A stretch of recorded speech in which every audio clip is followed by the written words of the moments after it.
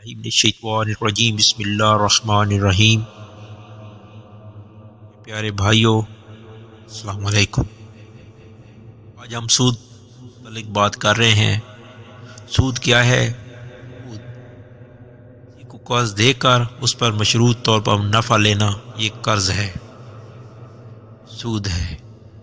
1,00,000 قرض دیا، لگائی 1,20,000 واپس کرنے ہیں، یہ سود ہے، چاہے تھوڑا ہو یا زیادہ۔ اسلام میں ہر وہ قرض جو نفع کھینچے وہ سود ہے۔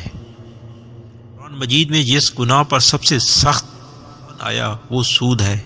اللہ تعالیٰ فرماتا ہے اے ایمان والو اللہ سے ڈرو اور جو سود باقی رہ گیا اسے چھوڑ دو۔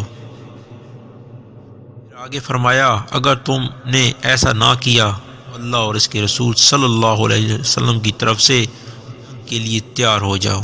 سوچیں ایسا گناہ ہے کہ اللہ اور رسول صلی اللہ علیہ وسلم جنگ کا اعلان کریں۔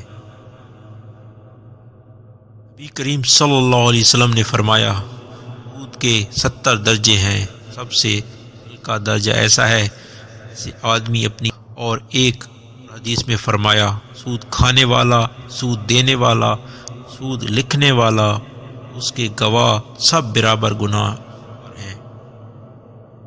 سود لینے والا بھی مجرم ہے، سود پر قرض لینے والا بھی مجرم ہے، سود کا معاہدہ لکھنے والا بھی مجرم ہے، گواہی دینے والا بھی مجرم ہے۔ میرے بھائیوں، صرف آخرت ہی نہیں دنیا بھی برباد کر دیتا ہے، ہی جاتا ہے، ذہنی دباؤ، بے چینی رہتی ہے، کاروبار میں بے برکت ختم ہو جاتی ہے، کا سکون غارت ہو جاتا ہے، خودکشی تک نوبت آ جاتی ہے۔ اللہ فرماتا ہے سود کو مٹاتا ہے اور صداقت کو بڑھاتا ہے۔ آج سود مختلف منہ سے رائج ہے، بینک لون، فنانسنگ، مارکاپ، قسطوں پر اضافی رقم، کریڈٹ کارڈ سود، نام بدل گئے حقیقت وہی سود ہے۔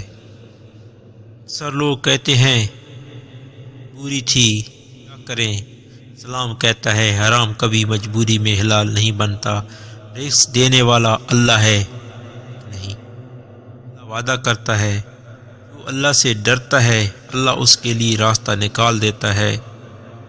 اسلام نے ہمیں تبادل بھی ہے، بغیر سود قرض، شراکت داری، بغیر اضافی رقم، سادگی، اقناعت، صبر اور دعا۔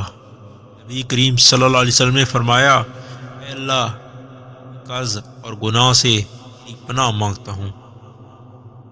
ہماری ذمہ داری ہے کہ خود بھی سود سے بچیں، دوسروں کو بھی سمجھائیں، سودی نظام کے خلاف شعور پیدا کریں، حلال کمائیں، کم ہو۔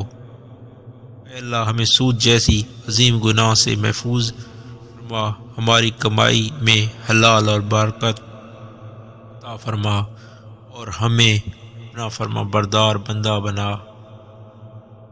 آمین ثم آمین۔